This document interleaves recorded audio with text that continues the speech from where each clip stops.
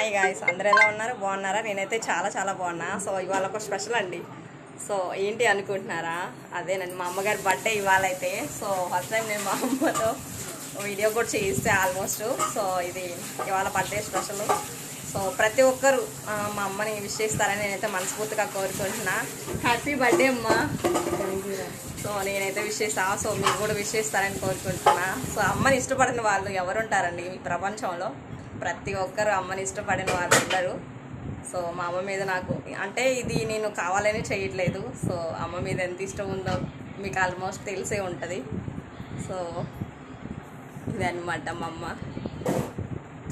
So already నా వీడియోస్లో ఉంటుంది మా అమ్మ, 1 or 2 వీడియోస్లో, ఎక్కువగా ఉండదు.